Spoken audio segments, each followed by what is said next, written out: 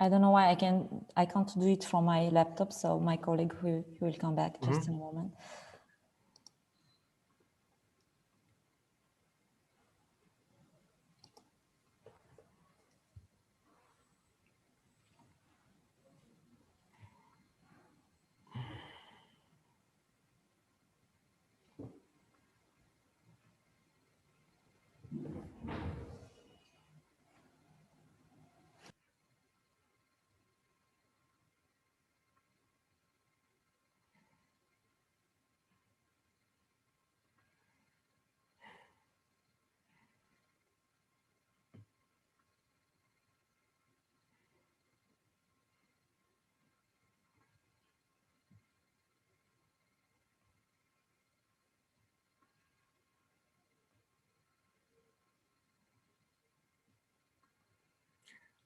Oh my God, so many friends on the conference. Hi guys, nice to see you. I'm just like looking who is at the meeting. I didn't expect so many people. And there should be more on YouTube. Well, I hope so. It's a great conference. I was really looking forward to present here, and I was actually looking for some possibility to present the results of my research. And this conference is like perfect.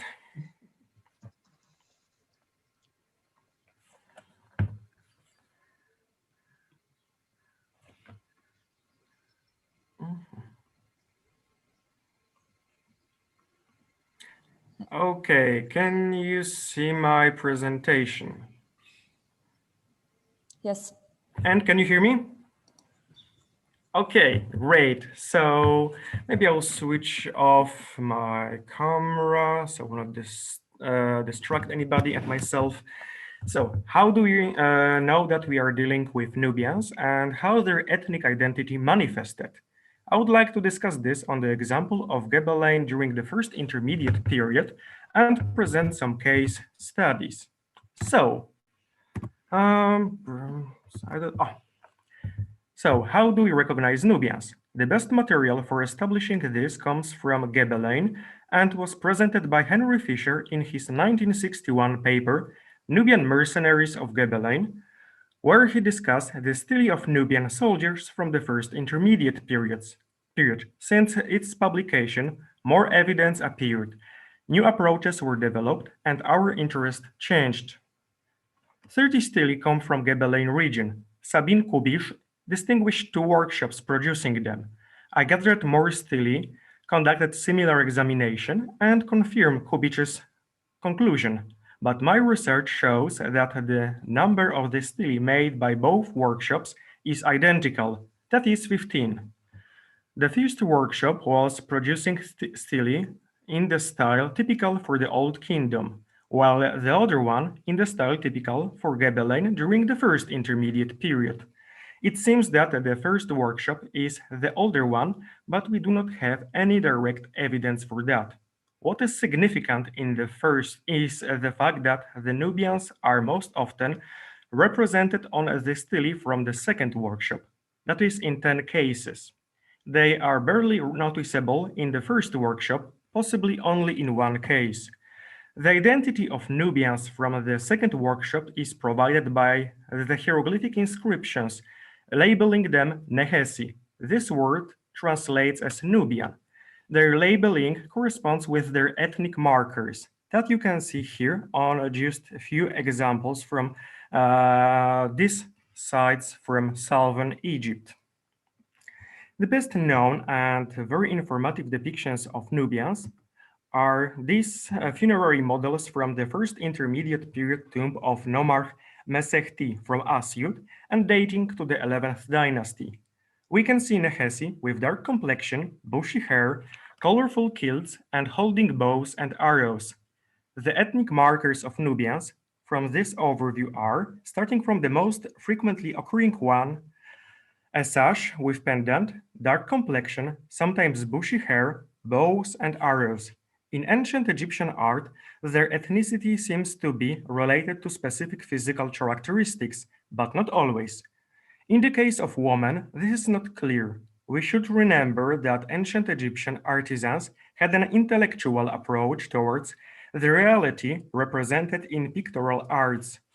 Their approach aimed at showing nature according to the artist's knowledge about the depicted object or person, and the aim was to show that person by elements that were featuring his or her identity, including ethnic identity. From the ethnic markers conduct, from the ethnic okay, sorry, something didn't work out on this presentation. From the ethnic markers constituting Nubian identity, sashes seems to be the most relevant. They represent different types exhibiting various colors, shapes, and decoration pattern. The situation reminds me Scottish kilts, where certain colors and patterns of tartar have their specific meaning and can be ascribed to specific clans. But coming back to Egypt, this diversity of dresses may be a reflection of the fact that Nubians were not a homogeneous group. The argument for that can be found in several texts. For example, the autobiography of Weni from the 6th dynasty, who mentioned that he went to a war in Syro-Palestine with Egyptian troops as well as Nubian ones from several tribes, that is, Irchet Nubians, Medjay Nubians, Yam Nubians, Wawat Nubians, and Kau Nubians. Therefore, we should not think about Nubians as about one homogeneous group. The ethnic name Nehesi is rather an umbrella term, under which various smaller Nubian groups are hidden, and most probably they had different relations with Egyptians, Egyptian state, and various ways of living. They also mixed with Egyptians in various ways. Their diversity can be reflected in their sashes. Let's take a look at the evidence from Gebelein region, which is located south of Thebes. 10 stelae showing Nubians are known from the Gebelein region, but only 4 pots of C group were reported from Gebelein. Also, current surveys conducted at Gebelein didn't yield C group pot shards, with possibly 2 exceptions from about 1,200 collected shards. However, they are not easy to interpret with full certainty and belonging to the C group. It's interesting to notice that we know C group pots from the settlements of Thebes and on the Elephantine Island, but we don't know Nubian artifacts from cemeteries of these towns. In the case of Gebelein, the evidence that Nubians lived and settled there are their funerary stelae.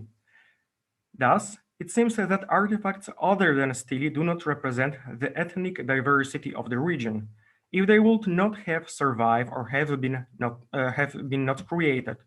Nubian presence in the Gebelein region would be practically unknown. This demonstrates the hazardous nature of the archaeological evidence and of establishing ethnic mixture population of certain area only on the basis of pottery and other finds of utilitarian nature.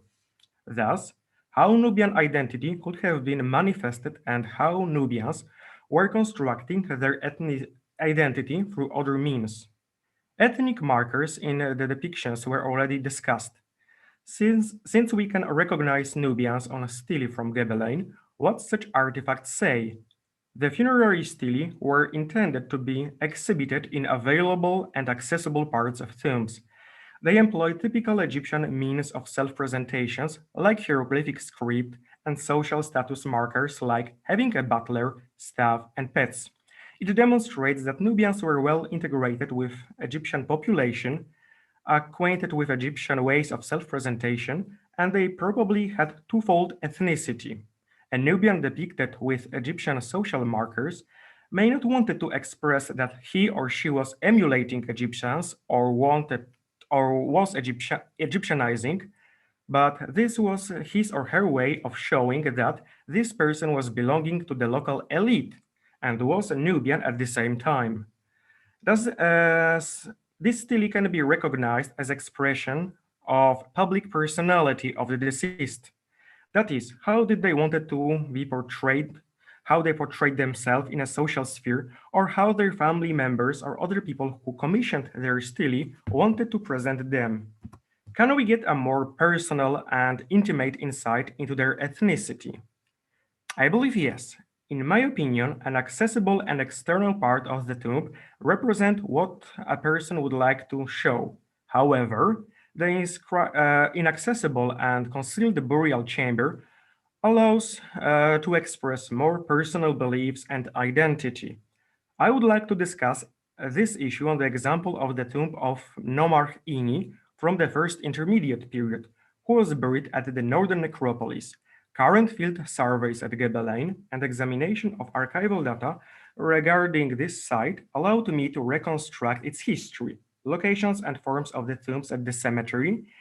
In some cases, their furnishing, and it was possible to reconstruct some how the tombs looked originally. So the tomb of Ini was discovered by Virginio Rosa in 1911. He didn't draw any plan of it, but made a detailed description and measurements of the sepulchre. Together with the description of the spatial distribution of the objects buried with Ini. Here is the reconstruction of the plan of the tomb on the basis of Rosa unpublished field journal. It is a typical Egyptian grave. Ini's body was found in a typical Egyptian coffin, surrounded by numerous typical Egyptian objects, like a pair of sandals, staff, headrest, pots, and funerary models, all of them placed around his coffin in the western part of the burial chamber. A cowhide was placed on the floor on the eastern part of the tomb. Upon this cow's or bull's skin, the cast statue of Ini was placed. Next to it was the funerary model showing food production. According to Anna Maria Donadoni Roveri, such placement of the statue of the deceased was reflectance of the burial tradition of the Kerma archaeological culture, where the deceased were laid in their tombs on cattle skins. Thus, the question is, what was the symbolic meaning of such a symbol of objects? I think that Ini wanted to be buried in accordance with two burial traditions, Egyptian and Nubian or Kerman. Why? Maybe he had a twofold ethnicity, or maybe double ethnicity. Is there anything more that can elucidate this? Let's take a look at the aforementioned funerary model. It comprises of 4 persons, all of them looking the same way, with the exception of their skin colors. 3 of them have yellow complexion and 1 dark red. Usually in Egyptian art, the yellow complexion is marker of a female gender and the red of the male gender. Since all of these persons have the same garments, it's possible that all of them are men, and the skin color in this case indicate ethnicity. Examples that will be presented later will corroborate this interpretation. Now, let's take a look at the aforementioned statue of Ini. This is how it looks now. And this archival image shows how it looked like when it was discovered in 1911. As you can see, upper part of the body was covered by some black substance.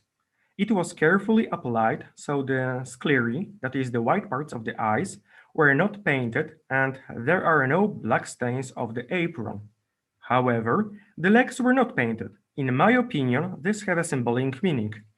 As Karol Myśliwiec demonstrated in his paper, The Red and Yellow, an aspect of the Egyptian perspective, different skin colors could have been applied in layers, and this had a symbolic meaning. The aim of such a procedure in the case of the Ka statue is very significant. A Ka statue is a type of ancient Egyptian sculpture intended to provide a resting place for the Ka, that is, the life force or spirit of the deceased. We can call it an external body or an image of the body of the deceased that could accommodate the soul if the body would perish. Thus, it needed to encompass the characteristic features of the deceased. In this case, the ethnicity was shown by application of black paint that was showing physical characteristic of a Nubian, or some other group characterized by a dark complexion. Thus, this statue was demonstrating that Ini had a dual ethnicity. The legs were representing that he is Egyptian, and the upper part of the body that he is a Nubian or Kerman, since the cowhide was the distinctive feature of burials in Kerma culture. Of course, we know the C group burials in Egypt too little to say that this was not a feature of Nubian burials. As well, organic materials such as skin have a little chance to survive in the ground. Do we know anything more about Ini and his family? The situation is complex because there are at least 4 artifacts from Gebelein bearing the name Ini. Here you can see his coffin. A depiction of a similar coffin was painted on the wall of the tomb of the General Iti II. The inscription on the coffin mentions Ini Iker. The word Iker can be translated as excellent or virtuous. It can be used as a name in its own right or as a complement of a name or as additional element, let's say, aiming at upgrading the name of the deceased. Also, a person can have more than one name, and each of them can be used in a different contexts. We also know a certain Ini Iker from this stela, where he is depicted as typical Nubian, but we don't know his grave, and his stela seems to be too modest for a person who was someone important and revered in the local community of Gebele. So, probably he was not the person whose coffin was painted in the tomb of Iti II. If he was the same person as Ini Iker, this would have a grave consequence for the interpretation of some of the artifacts that will be presented later. However, this is only a speculation. The last stela that you can see here belong to Hekaib. The text here is mentioning certain Ini. Let's take a closer look. Ini is mentioned in the text as the person who ordered the stela. A son of Hekaib named Iker is depicted here as well, but this name is not mentioned in the text. It's interesting that Iker is depicted with a bow, arrows, and possibly a sash like a Nubian. However, the depiction is so small that I'm not certain about this sash. Also, I would not exclude the possibility that the same person is mentioned in the text as Ini and on the depiction as Iker. Be it as it may, there is a possibility that Ini from this stela is the nomarch Ini. The argument for that is the fact that he came from a wealthy family, so it is more likely that he had easier way to become a local leader, and it was typical in ancient Egypt that social position was inherited, especially during the first intermediate period when important posts became hereditary. This is the tomb of the General Iti II, dating to the first intermediate period. It is truly monumental sepulchre, similar in scale to the tomb of Ankhtifi, who was the ruler of the three most sovereign district of Upper Egypt. How do we know who was the owner of this tomb? This stela was found in its portico. It shows Intefhotep paying homage to Iti and Neferu, and it was presumed that the later two were buried in this tomb. However, this stela was not an original part of the tomb's furnishing.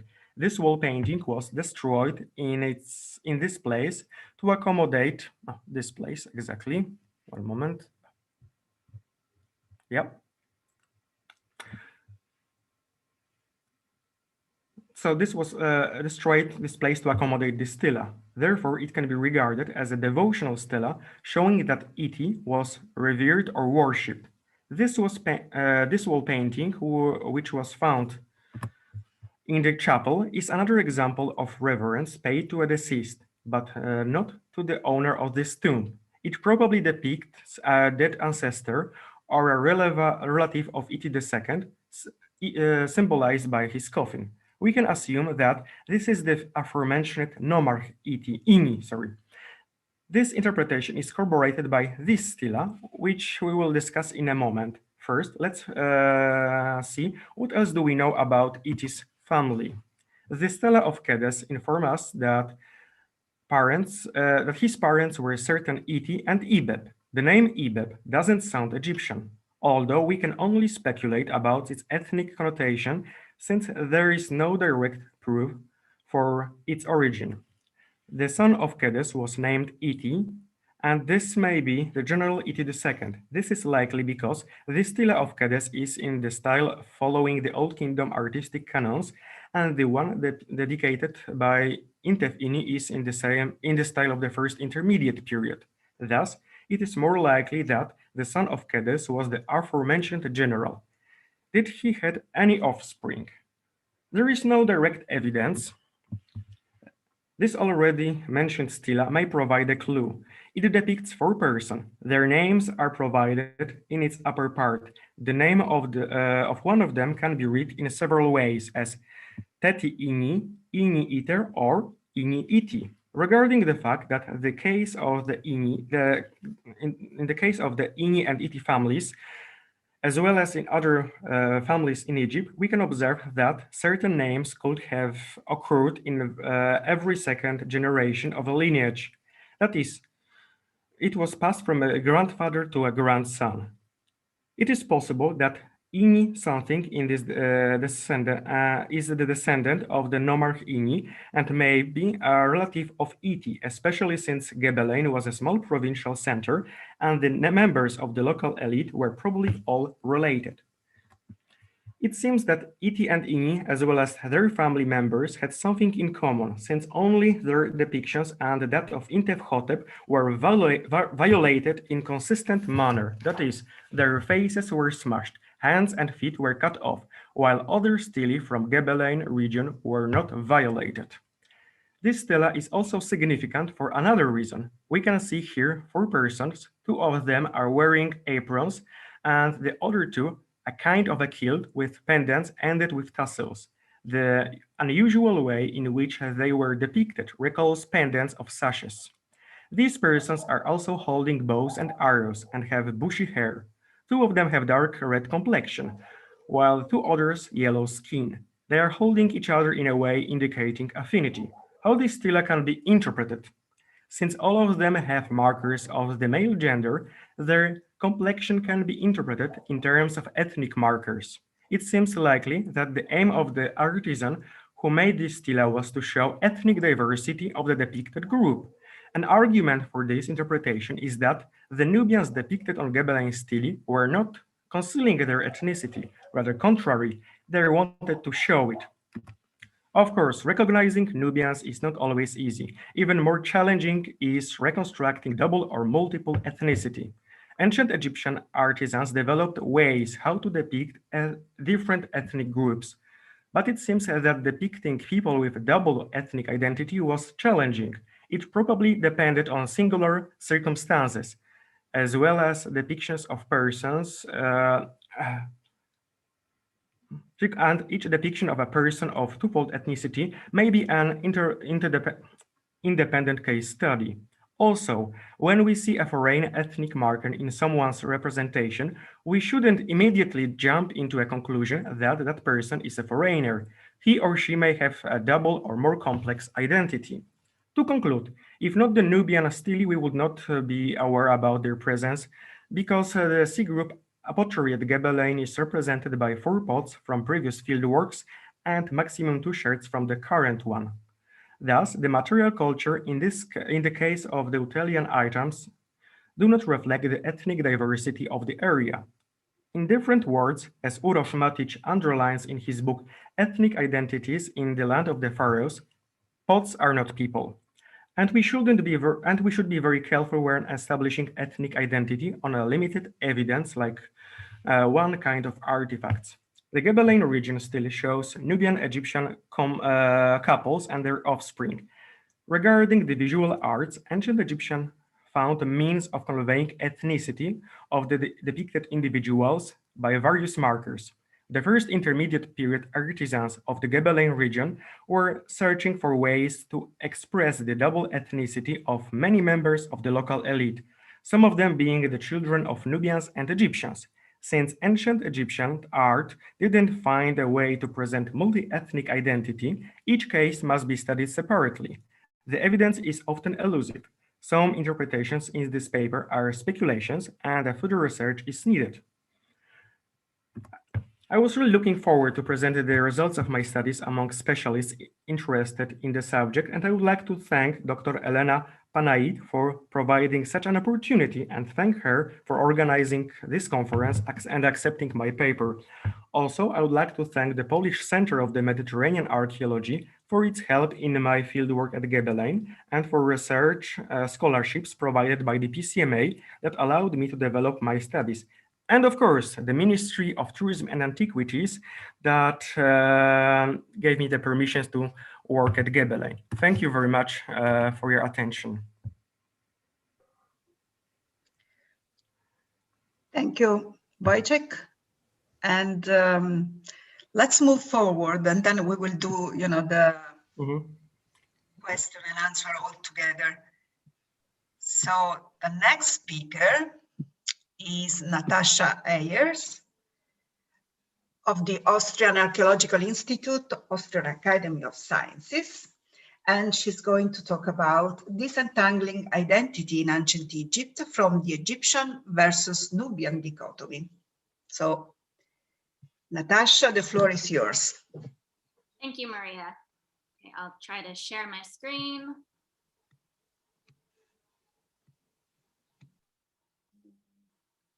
Okay. So, good morning from Vienna. I want to thank the organizers of this conference for giving me the opportunity to speak with you today.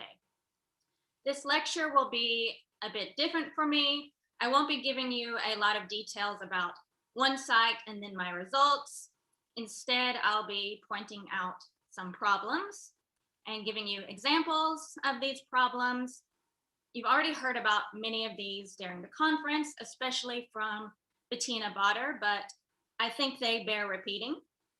I won't be giving you any definitive answers, I'm sorry to say, but hopefully by the end you will feel encouraged to experiment with new or underused theoretical frameworks, because we are very conservative in Egyptology when it comes to theory. In modern societies, we acknowledge our own complex relationship to the construction and negotiation of our varied identities. But the question of how we can distinguish identities in past societies is more problematic. The nuance we recognize in our own multifaceted identities becomes oversimplified in scholarship about ancient Egypt, where monolithic identities like Egyptian and Nubian are erroneously imposed on a culturally diverse landscape. In Egyptology, the traditional default assumption was that patterns we perceive in the archaeological record are signifiers of distinct ethnic groups or uniform cultural identity. Thankfully, this is changing, and the papers over the last few days attest to this positive trend. The traditional divisions of exclusively Egyptian or Nubian treat the concept of culture as an immutable entity, impervious to change or adaptation to new social, economic, or ecological situations. This means many settlement and domestic contexts cannot fit neatly into these rigidly defined cultural boxes without erasing their wealth of diversity. This also denies the agency of local communities. One problem in the study of identity in ancient Egypt is the inaccurate presumption of clearly defined Egyptian and Nubian cultural groups as starting points. This is really inaccurate. If we start from this presumption, then it doesn't matter what theory we use, we will run into problems, and it will limit the outcomes of our research. At no point in time can the claim of a homogeneous Egyptian or Nubian culture be supported, and this is acutely evident during the chronological setting of this paper, the Second Intermediate Period, and Early New Kingdom. Although published in 2003, Thomas Schneider's call to acknowledge, quote, not one single Egypt, but a sequence of different Egypts, each of a different Egyptianness, end quote, has not fully become standard in the field. Also yesterday, we heard Yulia Budka say there is not one Nubia, but many Nubias. The late 19th and early 20th century framework of sharply defined cultural groups with a uniform set of material culture is difficult to fully escape, in part because of our rigid taxonomic tradition in Egyptology. Our typologies can unfortunately make the material culture seem more homogeneous than it was in reality and impose cultural borders that did not necessarily exist in the reality of second millennium BCE Egypt and Nubia. Subsequently, these object typologies are incorrectly used to create typologies of peoples if we are not really careful. On the other hand, typologies are immensely useful and necessary to organize the huge quantities of data that we have, and they give us a common vocabulary. During this lecture, when I say Egyptian style material culture or Kerma beaker, you know what I mean. So these typologies are really a double-edged sword. We will take a very quick look at some context and material from these sites: Saqqara, Kal Kabir and Badari, and Tel Edfu. Now let's start at Saqqara. In the 1950s and 1960s, Walter B. Emery discovered intrusive or secondary burials in the front of the Second Intermediate Period and early New Kingdom. They were cut into early dynastic mastabas. Some of these intrusive burials reveal a complex combination of material culture and burial practices that defy classification in the traditional Egyptian or Nubian boxes. Through archival research at the Egypt Exploration Society, I found examples of these burials in 6 mastabas. And here you can see what one of those mastabas looked like at the time of the excavations, just to give you an impression. Now I'll move quickly through 2 burials. I could spend the entire 20 minutes on this one burial, but we'll move really fast. This is the only one that is published so far. This individual has the most elaborate set of burial goods from in the entire corpus of burials. It fits with the early 18th dynasty. The body is supine extended with remains of linen wrappings and small fragments of painted cartonnage mass adhered to the skull. This burial had wood fragments of what was probably a coffin, and you can see the row of bricks on either side of the body from a vaulted superstructure. Most of the pottery, faience vessels, alabaster vessels, and jewelry fit very well into the Egyptian material culture tradition. A Cypriot base ring one-ware jug is also present, as well as 2 Nubian or Nubian style beakers. Now, the inclusion of these beakers led Emery to call this a Nubian burial, and Janine Borio called it a Kerma burial, but we need to take a closer look. Okay, this is one of those beakers. These are not the fine classic Kerma beakers that spring to mind when you think of Kerma pottery. They are handmade with thick walls, an uneven rim, a rippled exterior, and heavy trimming lines on the interior. They are burnished, but nothing like the highly polished classic Kerma beakers. Even the shape and the brown color of the oxidized area is unusual. We cannot assign this to the Chine operatoire of the classic Kerma tradition. It also does not belong to the Egyptian pre-dynastic tradition, it's important to say. In my study so far, I have found only 2 additional beakers from the intrusive burials. One is another unusual Nubian style beaker that differs from these 2, but again is not your traditional Kerma pottery. And there is one proper classic Kerma beaker. No other Nubian or Nubian style pottery was found, or it was not recorded. Now, we obviously don't want to assign an ethnicity based on these beakers, and we'll return to that later. The second burial that I want to talk about is this one, where you have an individual buried on a wooden bed. And we are at Saqqara. We are not in Nubia.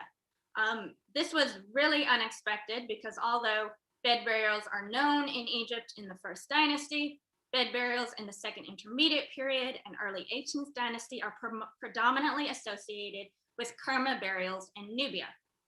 This bed is a simple construction of Reisner's so-called Angarid type. There is no footboard, headboard, or bed legs carved into the shape of animal legs. The person is a female in a contracted position on her right side with the head facing west. Thin braids of dark brown hair were still preserved on the skull. Some bed burials in Nubia had the body wrapped in animal skins. Here, the bed and body were covered in 5 linen sheets.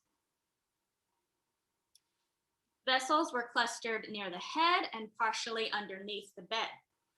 A blue glaze scarab was found at the left hand, but unfortunately there is no documentation of any base motif or the back type.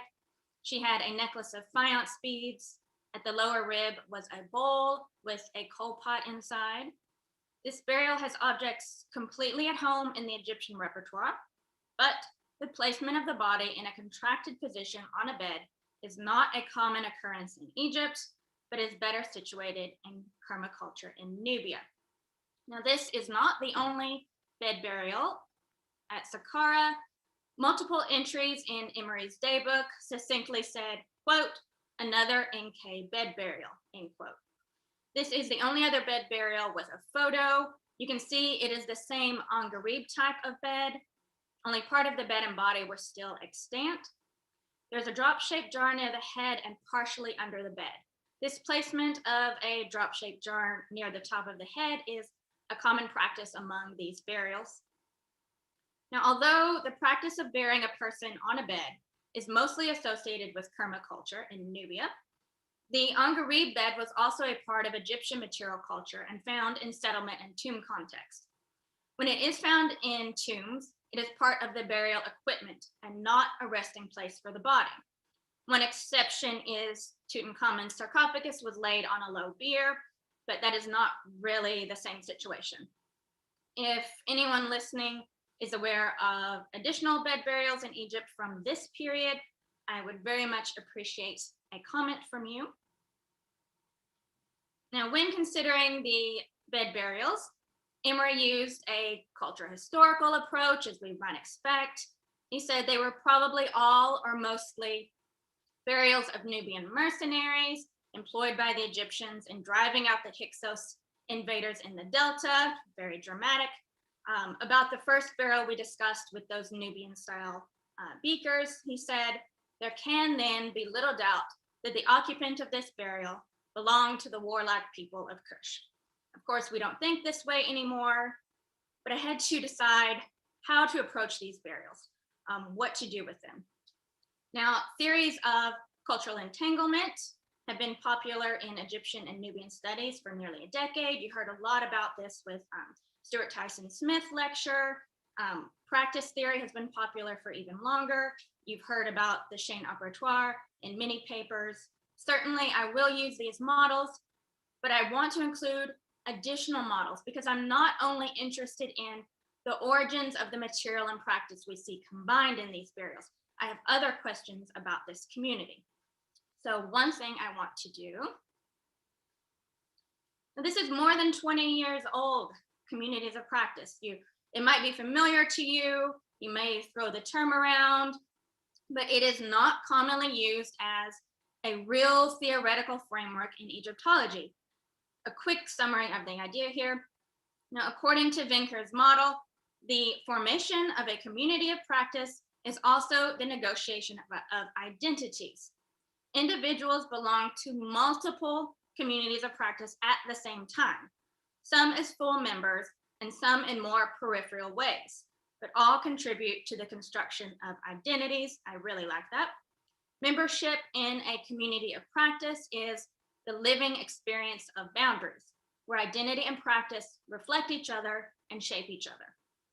Collective learning results in practices that belong to a community created over time by the sustained pursuit of a shared enterprise.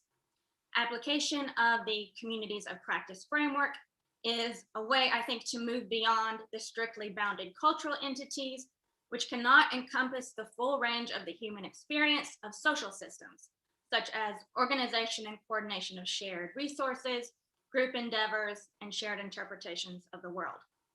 So I think this framework of entanglement, practice theory, communities of practice, and assemblage theory, which I don't have time to discuss, will allow for the diversity evident in material culture and social practices to be more accurately described in all its complexity and disentangled from flawed labels that really erase evidence of multiple communities. These burials at Saqqara belong to a local community of practice, or perhaps nested communities of practice that so far seem to be unique in Egypt. So I will let you know how this approach works out. I think we should be more open to multi-theory approaches and trying models. Maybe they work, maybe they don't. Try things that are new to Egyptology or just underused in Egyptology. So let's go to Middle Egypt, to Kal Kabir and Badari. You'll see on the next slide. The main point I want you to take away from this section is that proximity is not the driving force, not the only driving force behind cultural interactions, and close proximity does not necessitate the adoption of new material culture or new habitus. Now, cemeteries in this region include hundreds of burials spanning millennia. Here we are interested in primarily the Second Intermediate Period burials published by Brunton.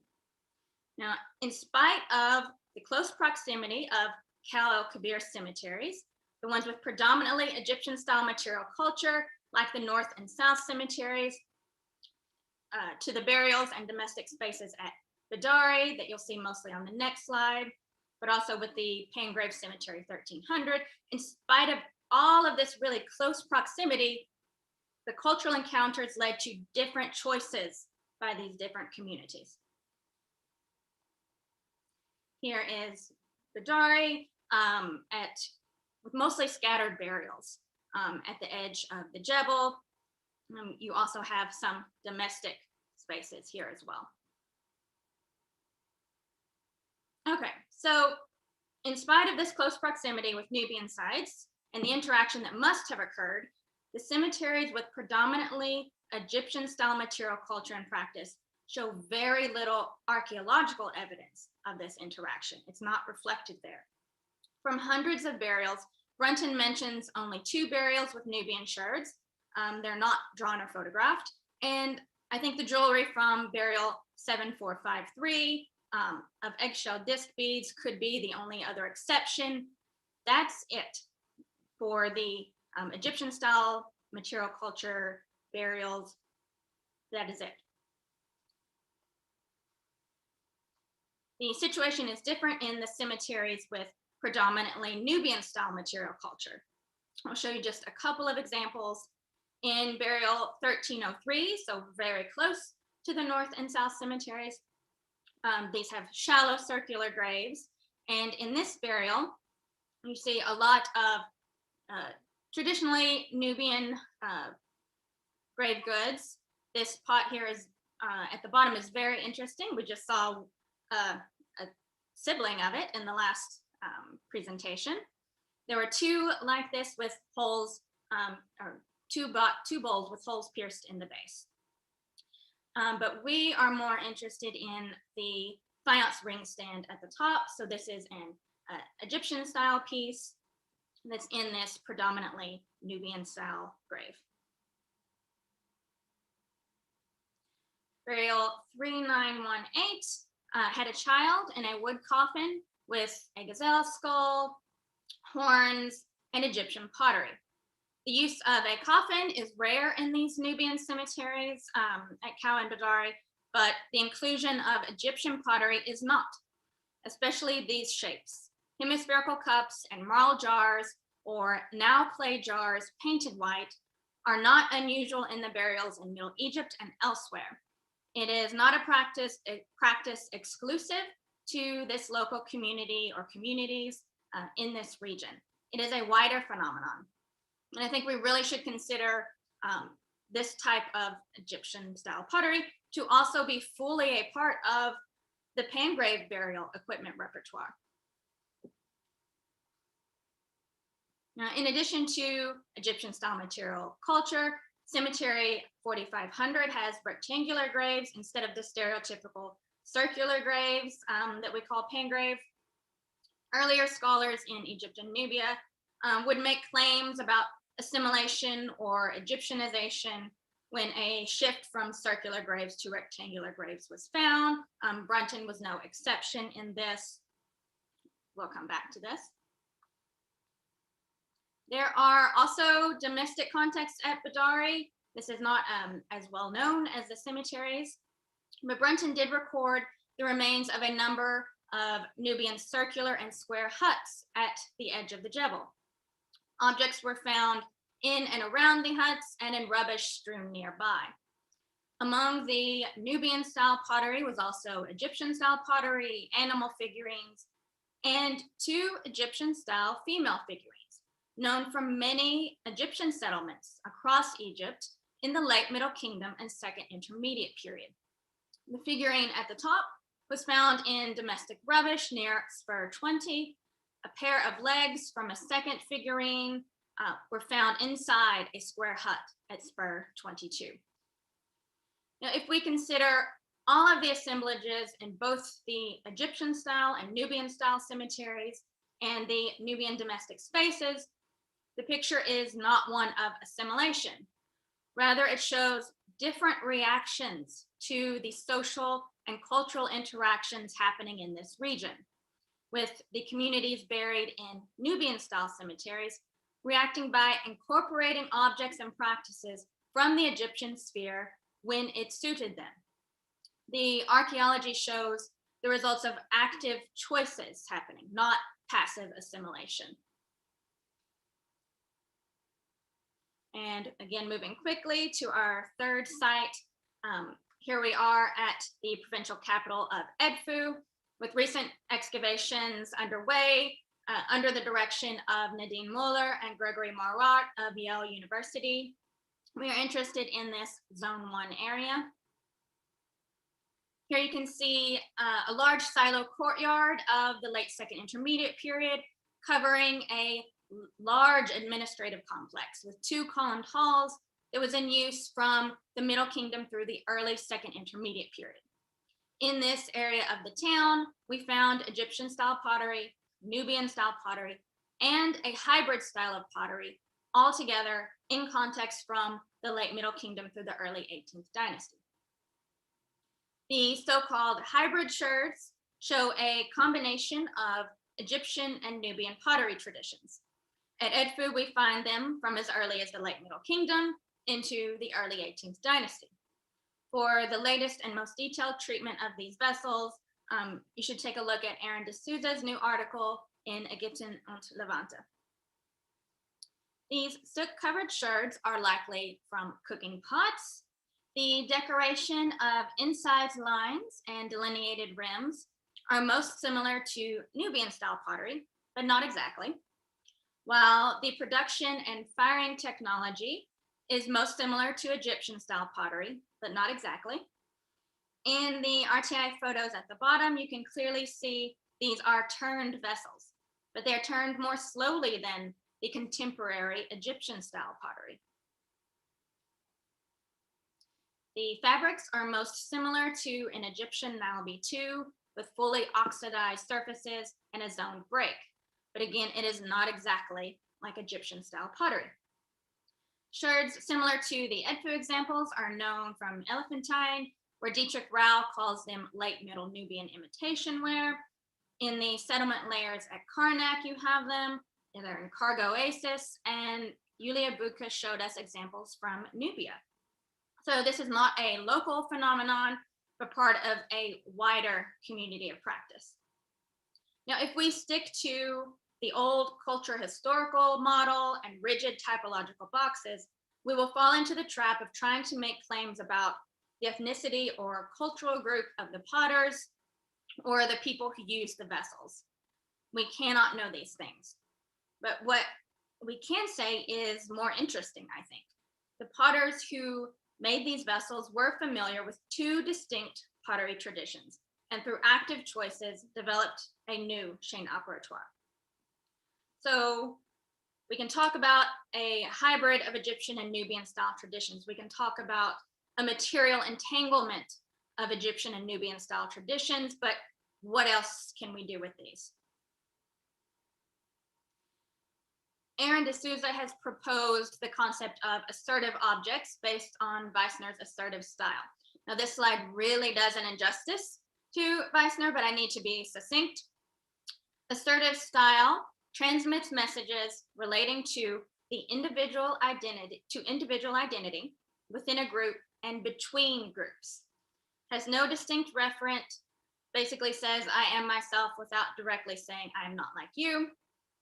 For example, an individual will wear a necklace or hat in a way to express their individual identity. Now, Aaron proposed assertive objects as an alternative to entangled objects. Assertive objects are new objects that combine elements of two or more cultural and material traditions but exist in the spaces between cultures and traditions. Assertive objects do not define boundaries, they exist on boundaries. There is no assumption of one culture being superior. It does not attempt to connect an object to one culture or tradition, and it does not attempt to definitively explain circumstances leading to the object's existence. Now, whether you agree or not, Aaron has come up with a new idea based on a work from the 80s. So old ideas can inspire new ones. We shouldn't overlook older viewpoints if they can lead us in a new direction.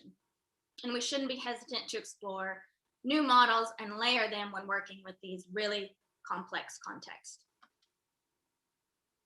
And thank you for listening.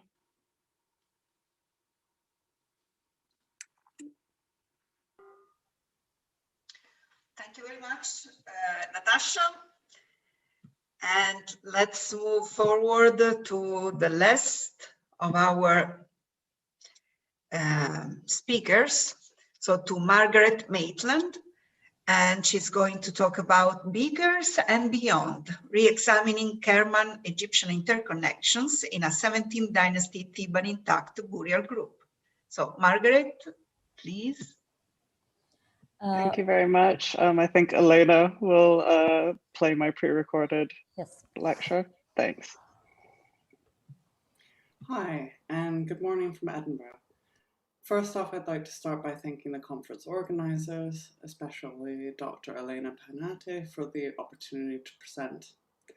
Today, I'm going to speak about a case study re-examining a fascinating burial group in the collection of National Museum Scotland that still has more to reveal about the interconnections between Egypt and Nubia over 100 years after its original excavation.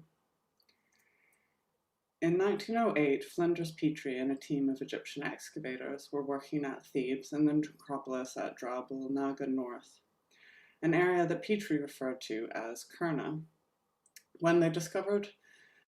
Hi, and good morning from Edinburgh. First off, I'd like to start by thanking the conference organizers, especially Dr. Elena Panate, for the opportunity to present. Today, I'm going to speak about a case study re-examining a fascinating burial group in the collection of National Museum Scotland that still has more to reveal about the interconnections between Egypt and Nubia over 100 years after its original excavation. In 1908, Flinders Petrie and a team of Egyptian excavators were working at Thebes and the necropolis at Drab el Naga North, an area that Petrie referred to as Kurna, when they discovered the intact burial group of a woman and child dating to the late 17th dynasty. The Kurna burial group, as it has become known, included a gilded rishi coffin, a set of gold and electrum jewellery, imported Kerma beakers, rare examples of well-preserved net bags, which were used to suspend ceramic vessels from a carrying pole, several wooden stools, baskets, faience bead net bags, cosmetic vessels, and various other items. The importance of the burial group was not lost on Petrie, who at the time wrote that it was the richest and most detailed undisturbed burial that had been completely recorded and published. He recognized that its significance lay in its nature as an intact assemblage, an appraisal that led him to require that it be displayed together as a group when offered to prospective museums, rather than splitting the objects up into typological displays as was preferred by the British Museum in V&A, which led to its deposit in Edinburgh. Since its discovery over 100 years ago, the burial group has been studied by various scholars and has been featured in numerous discussions as evidence for understanding the Second Intermediate period. Taken as a whole, this exceptional group of objects belies the conventional wisdom about Thebes in the Second Intermediate period, demonstrating that it was not so completely isolated or at conflict with its neighbors to be cut off from the resources and skills needed to make and acquire luxury goods. Ancient damage to the woman's name and titles on the coffin means that her identity is unknown, but the scholarly consensus is that she may have been a member of the Theban royal family. In particular, the woman's ethnic identity has been a focus of discussion, centering around whether she was Egyptian or Nubian in origin. Overall, the style of the burial was Egyptian, with many items clearly identifiable as such, including the gilded rishi coffin. But other items in the burial, while generally understood as Egyptian, may actually involve Nubian cultural influence. For example, the gold penannular earrings, a form which may have originated in Nubia during the Kerma period before becoming common in Egypt. In this talk, I'll focus on a few key examples that could potentially be interpreted as products of cultural entanglement. But we'll start with the objects that sparked the interrogation of the woman's identity in the first place. These beautiful tulip-shaped beakers are clearly Nubian in production, dating to the classic Kerma period. They're so finely made, thin-walled and highly burnished, that they must have been made in Kerma itself and imported. In the past, the presence of these Kerma beakers in the Kurna burial has been interpreted as evidence of a diplomatic marriage and used by a number of scholars to argue that the woman was probably a Nubian princess who had married into the Theban royal family. However, this interpretation is problematic as it exhibits both colonialist and gender bias. It frames Kerma as culturally and politically subservient to Egypt, the woman as subservient to the king, and it removes any agency in the selection of burial goods, framing them purely as a function of the woman's ethnicity, rather than seeking to understand how they may have been used to construct and project her identity and status. Nubian pottery is found in both burial and settlement contexts throughout Egypt from the Second Intermediate period. Kerma beakers are well represented in burials, often as the sole examples of Nubian ceramics alongside Egyptian pottery. There's no clear evidence as to why all of these burials should be definitively identified as Nubian when the material culture is otherwise Egyptian. While Mycenaean and Cypriot vessels excavated in Egyptian-style graves have generally been seen as imports, Nubian pottery in Egyptian burials has been interpreted as an indicator of Egyptianized Nubian identity. This reveals a reluctance to recognize the desirability of Kerman material culture, likely rooted in Egyptological bias. There is no reason to assume that Kerman material culture should be seen as inferior, or even that it would have been seen as such by the ancient Egyptians. At the time of the 17th dynasty, Egypt itself was politically divided, while the kingdom of Kerma was a powerful enough political entity that the Hyksos occupying the north of Egypt sought their alliance. Although the initial excavations of Kerma in the early 20th century found Egyptian objects that were initially interpreted by George Reisner as evidence that it was Egyptian satellite settlement, his interpretations have been shown to be rooted in a colonialist perspective. Later excavations at Kerma by Charles Bonnet and Dominique Valbel revealed extensive elaborate indigenous Nubian structures and demonstrated the scale and wealth of their capital city. And scholars like Elizabeth Minor have reinterpreted the presence of imported Egyptian objects as expressions of status by the Kerman elite. Considering the undeniable aesthetic appeal and fine quality of the Kerma beakers, it seems entirely likely that they fostered desirability amongst Egyptian audiences as luxury imports. Further evidence supports that imported Kerma ware was valued by royalty and elites outside of Nubia. For example, a possible royal tomb associated with the pyramid of Netkepure in Yotef at Drabal Naga, K01.8, which contained 2 Nubian vessels. And they have also been found in palatial contexts at Tel el-Daba. The Kurna burial also contained an Egyptian-made carinated bowl with a painted black rim, which may have possibly been made in imitation of similar Nubian vessels, further suggesting an interest in Kerma culture. The net bags found in the Kurna burial are another interesting case of objects that have been interpreted as possibly Kerman imports based on similarities with examples found in Kerma. In the burial, a wooden carrying pole had been placed from which 10 net bags were suspended holding 15 ceramic vessels, including the Kerma beakers.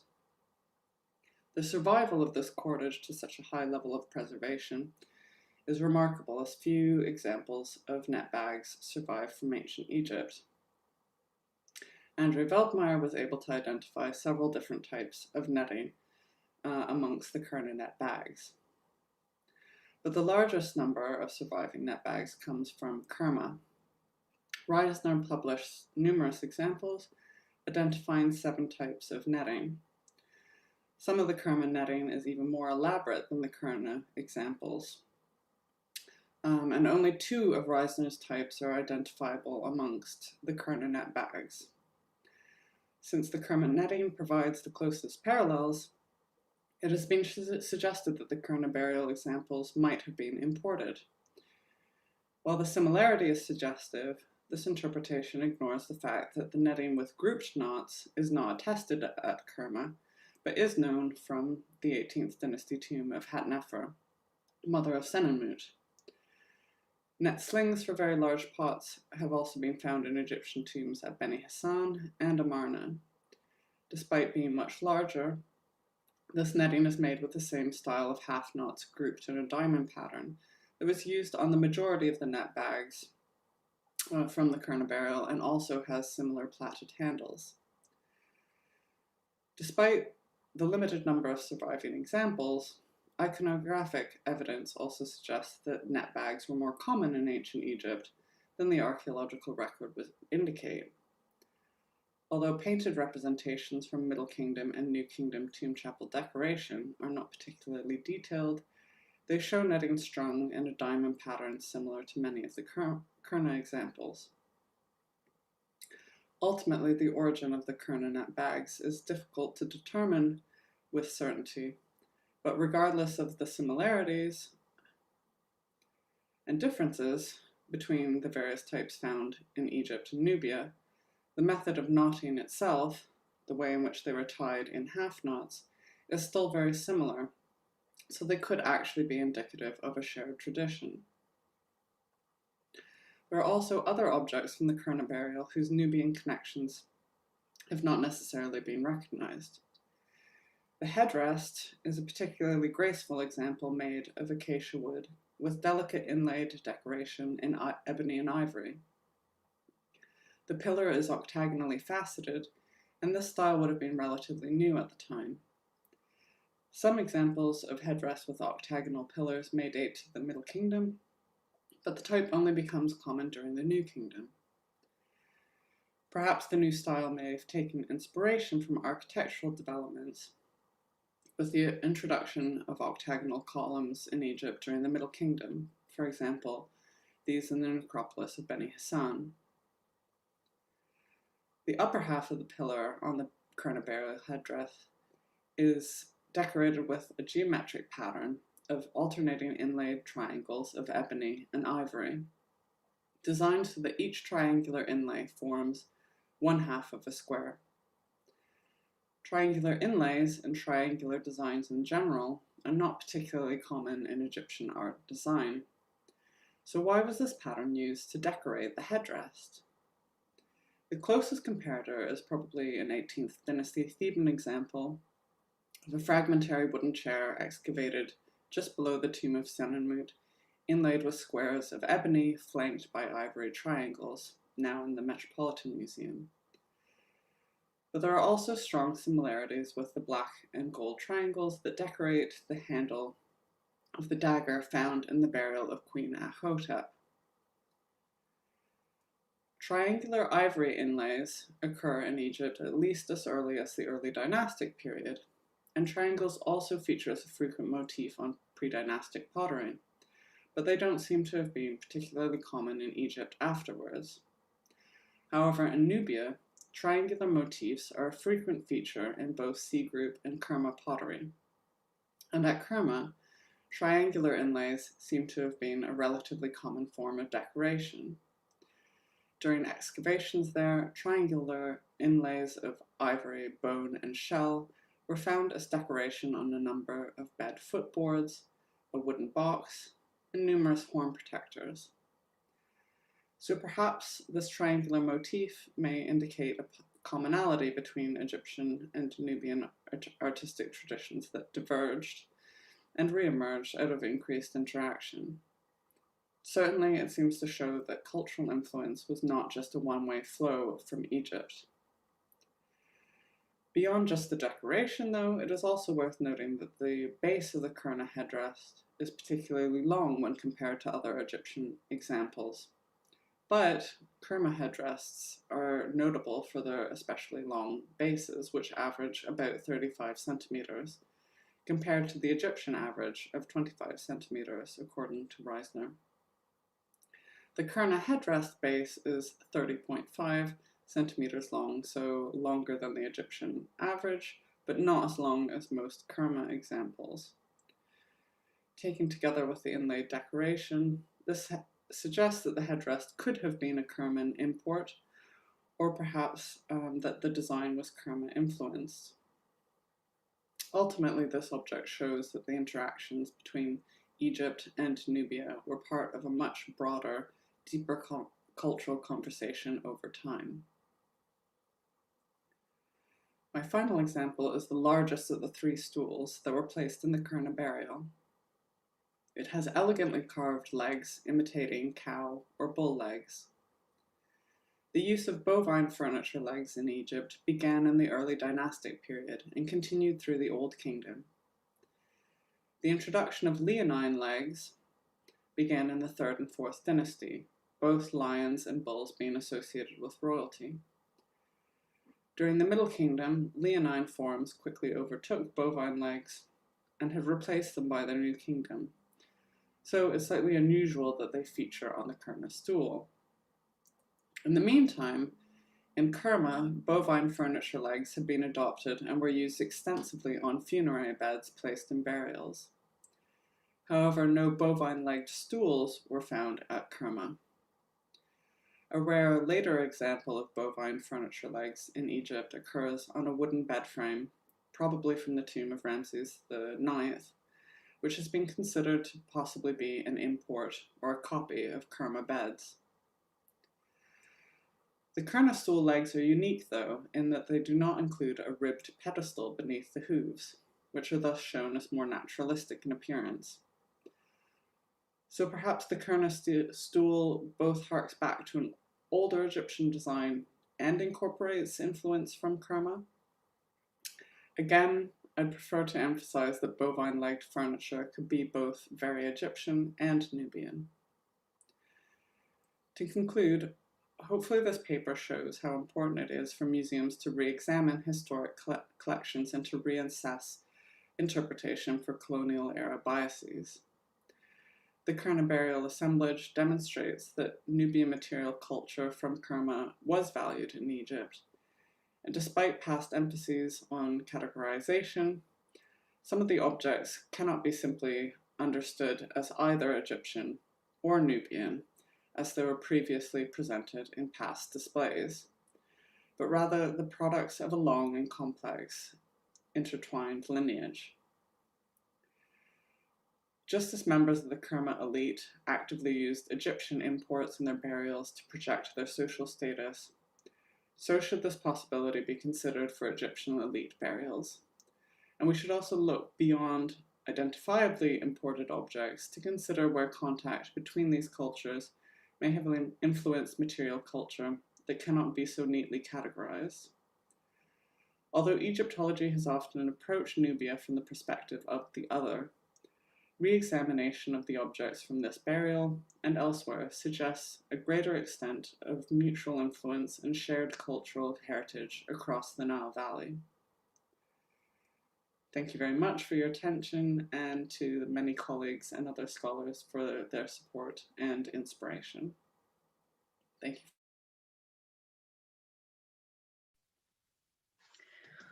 Thank you very much, Margaret, and thank you very much, everybody, for 3 great presentations. I mean, they were really, really interesting. 3 different ways to approach, you know, what we, all data at the end, and there is a lot of bias in current scholarship, and we really need to move forward. So, do we have questions? Julia, I think, yes. Yes, please, Julia. Yeah, many thanks to all of the 3 speakers. Can you hear me, I hope? Yes. Let me switch on my video, then it's more polite. Yeah. Yeah, I have one short comment to Natasha and another comment to Margaret. Natasha, I hope you yourself are very aware that the communities of practice concept is already applied in New Kingdom Nubia for some years. There's this very nice article by Claudia Neser for the case study of Aniba. So just for the audience, that this is nothing brand new, and I myself also used it for tombs on site. I think you are going to face some challenges if you do not have tombs with a long history of use. So the communities of practice works then really nicely if you have several tombs, a larger data set, and if you then can also see how the continuous use of one monument changes over times and overlaps, etc. But of course, this is a very, and Claudia said in 2000, I mean, the lecture was in 2013, she said, this is a model we should definitely use instead of asking for the cultural identity. So just a short comment, I hope that you are aware of this publication. And to Margaret, many, many thanks. I really enjoyed your paper. You pointed out so many important things. And I just wanted to ask, because I'm not aware of any burial, especially not in Egypt, that has that many Kerma beakers. So your assumption that it could very well be a status thing and a luxury thing, I think is also supported by the simple fact that it's 6 wonderful Kerma beakers. And I only know of maybe 1 or 2, but 6 is really extraordinary. So many thanks. Yeah, definitely. It's way more, and also the huge richness of all of the other material finds.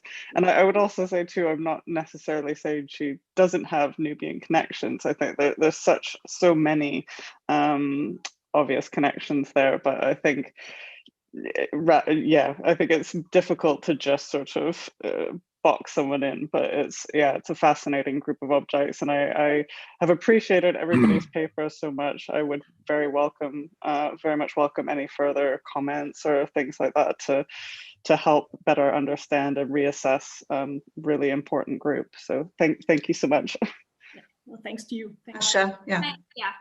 Thank you, Juliet. So I should have made clear in my presentation and when I'm talking about Egyptologists not using this theory or that I'm really talking about people working within what we consider Egypt proper. In Nubia, you are leagues ahead of us in terms of theory. I'm really amazed at the archaeologists working in Nubia have really pushed the field forward when it comes to theory.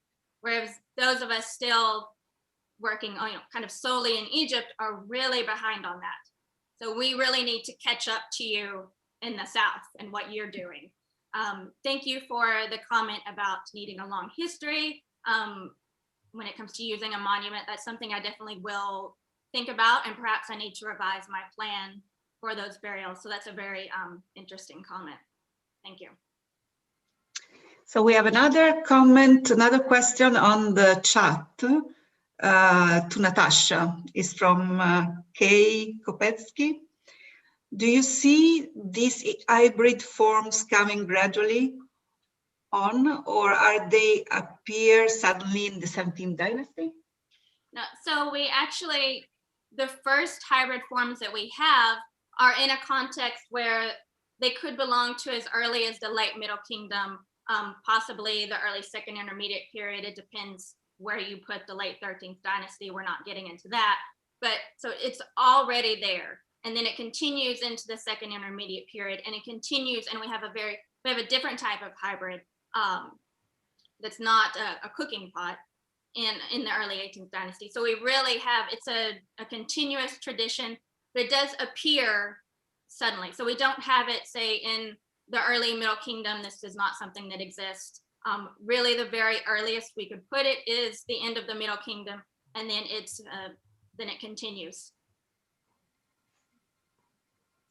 Well, I can also comment that there are hybrid between Egyptian and Nubian, particularly pottery is mainly known, the pottery assemblages, also from pre-dynastic times. So it is always, these are, as we said, these are multicultural communities, mixed communities always, and they are always interacting in different ways, so that there are evidence also in other periods, for instance, the pre-dynastic.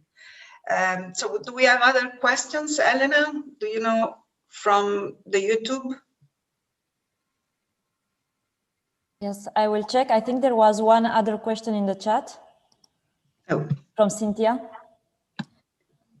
Yes, okay. Thanks for a wonderful set of papers, Margaret. It seems that the most Egyptian item is the rich coffin, but since the owner's name is erased, was it perhaps reused in this burial, which otherwise has more Nubian grave goods? How would this affect your interpretation? Thanks very much for a great question. I focused on the most sort of entangled objects in this presentation. And yes, the coffin is the most obvious, obviously Egyptian, but there are quite, I'd say that the majority of the objects, there's a huge amount of pottery that is all Egyptian. There's scarabs, there's, other stools. It's not just the coffin. And the erasure of the name is very readily explained by the fact that the child's coffin was sat directly on the spot where the name was written. So we believe that it's the abrasion from that damaged the name. And there was also then subsequent conservation efforts, which then applied new gilding over the space where that the name had been. The name was written in relief plaster, so it was very fragile, and so I don't think it was intentionally erased. So yeah, I think it's more complex than just there only being the coffin and the coffin being reused. Yeah, I hope that helps answer. Yes, Wojciech? I have a question to Natasha. You mentioned intrusive burials from Saqqara. An old kingdom mastaba was found at Gebel Lane in 1990s. It contained 2 shafts, one intact. However, 2 or 3 intrusive burials were found within the walls. And I think they belonged to children, but no artifacts were found. Did you came across anything similar? No, at least not in what was recorded. Now, Emery was not so focused on these intrusive burials. It's mostly things he mentioned in passing, and then thankfully there are a lot of photos. But so far, those intrusive burials contain some artifacts. Oh, many, yeah, many. Mm-hmm. So even the ones that don't have grave goods have a coffin. So it might just be the body and a coffin, and that's it. Some of them actually are quite rich and have a lot of grave goods, but I can't think of any that are just, like a child with no burial equipment or anything like that. It isn't just bodies kind of stuck in there. They're really took a lot of care, and they have equipment with them. Yeah, at least one bed was found at the northern necropolis of Gebelein. I mean, dynastic period bed, but this should actually be re-examined in the light of your research. Yeah, we should have a chat. Yeah, well, actually, for sure. I was going to write to you anyway. Perfect, great. Okay, thank you. Okay, Elena, do we have any question from YouTube? So no, there are no questions on YouTube. I think all the presentations were very clear. I would like to thank you all. And I do have one comment for Wojciech. Thank you very much for your presentation. It was very interesting. I also worked a little bit on this, on the representations of these Nubians from Gebelein when I studied the Libyans, actually, because they share some common ethnic markers, but yes. And I think it was important that you highlighted this twofold ethnicity, because we didn't speak so much about it. And I don't know if it's possible to know what proportion of the population had dual ethnicity, but obviously there is ample evidence for that. And it is also important to keep in mind that depending on the context, these people decide to emphasize maybe only one part of their identity. Mm-hmm. And this is in line also with what Natasha Ayer said when she talked about active choices and not passive assimilation. So yes, thank you very much.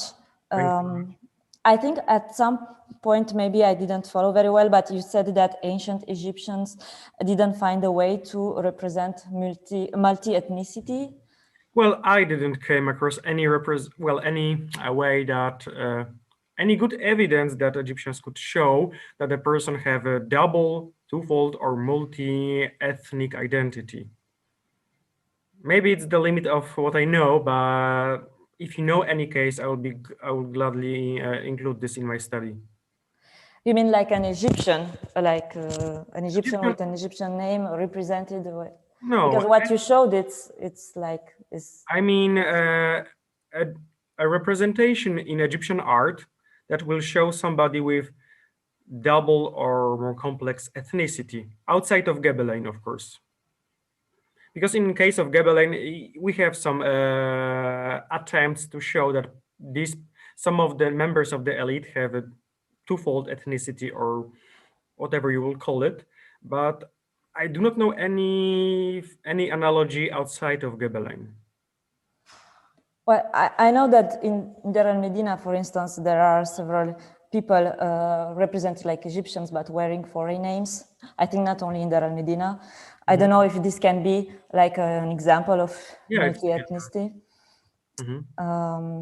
Yeah, it's very complex because we have examples from Gebelein. Like there is a guy with typical Egyptian name, but he's shown as Nubians, and he's mentioning his brothers in the same stela, and one of them has a Nubian name. 3 others had typical Egyptian names, but all of them are dressed like Nubians. It's very complex. Yes. So yes, I think there are maybe other examples over Egypt. So I hope to expand this in the proceedings. Yes. I also want to make a comment, and it's for all the 3 presenters, and it's that the kind of evidence that you have shown is still an evidence within an Egyptian context. So either the stele or the tombs, but it's still, and also is let's say medium top level of the society. There were certainly the bottom levels of the society.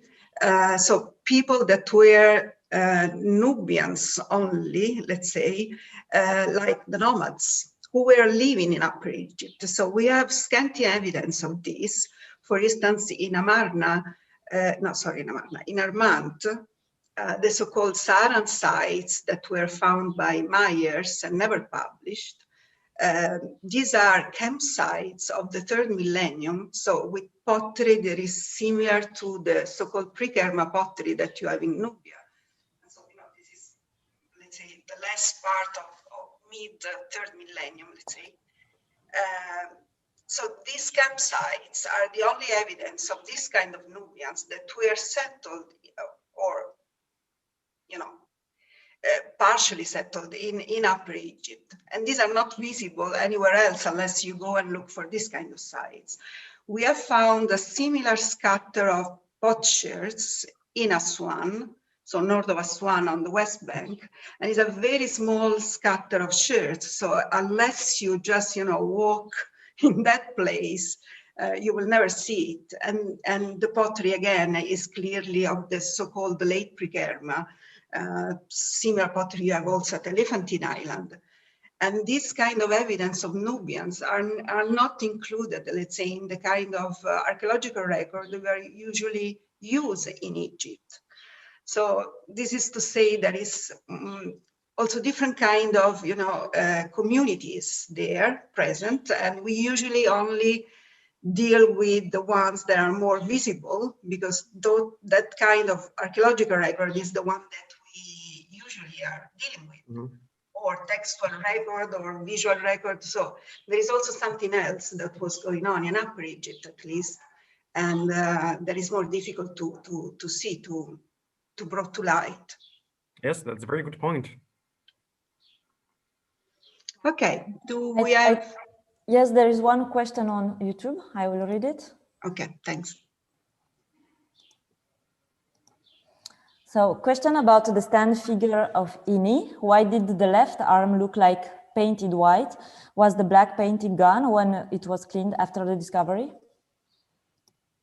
Well, there is something on this left forearm. Something is attached. I'm going to write to the Turin Museum and ask inquiry about the conservation history. There was probably the figurine was probably lying on the cow hide, and something stick to it. Maybe the skin of the cow. I'm not sure. For sure, I will include my inquiry regarding the history of the conservation in my proceedings. I'm also very interested what's that thing on the forearm. But it's not painted, it's just something attached, well, stick to it. Thank you. Okay. Can I ask a question in relation to that statue? Because I wondered whether you'd considered the possibility that perhaps rather than just being painted black, it potentially could have had resin applied in a similar manner has been applied to coffins or other funerary objects, and whether it has a more ritual purpose rather than a visual and ethnic marker purpose. That is an excellent question. I was thinking about this for a long time. I was like thinking about whether or not there was some kind of a black goo, but such resins were not applied on statues, as far as I know, in so early times. And in this case, it was applied very carefully. So you can see the white parts of the eyes, and there are no black stains visible elsewhere. So somebody deliberately, very carefully applied it. It would be good to know actually what was the chemical character of this substance. I will ask for this the conservators at the Turin Museum. Yeah, well, that would be very interesting. Like we have a we have a coffin that was completely cleaned of resin, and you wouldn't even guess that it had ever had it applied, the black goo from 12th dynasty coffin. So I wonder if there's more instances that we're maybe not aware of. The only analogy which I recall with such carefully applied black paint are the so-called statues of guardians from the tomb of Tutankhamun. But this is much later example, and still the whole body was painted black in the tomb of Tutankhamun, and in our case only the upper part of the body. Yeah, so it must have had some symbolic meaning. We know some Old Kingdom statues from the Memphite necropolis where the first layer of the paint on the body was yellow, and then the statue was painted red because it belonged to a man. But there must have been some something significant about, there was some symbolic meaning about this, that this person wanted to express something, maybe about his, maybe it was kind of a gender fluidity, or maybe ethnic fluidity, or, well, it's worth to study this more carefully. Thank you all. Elena, do you want to close the session? Yes, thank you. Do you have any other question on YouTube? There are, I think no, on YouTube there are no more questions or comments. So thank you everyone once again, and thank you Maria Gatto for having chaired this session. Thank you for inviting me. And thank you also a lot for your comments about the nomads, but because this is also something that we talked yesterday about the Eastern Desert, and Lord Pantalacci, actually, she told me that this is something that we should speak more and study more, the nomadism and how the nomads people interact with the inhabitants of the Nile Valley. So thank you. And now I think it's time for the lunch break, and we will be back in 1 hour for the last session of this day. Thank you very much, everybody. Bye. See you after lunch. Thank you.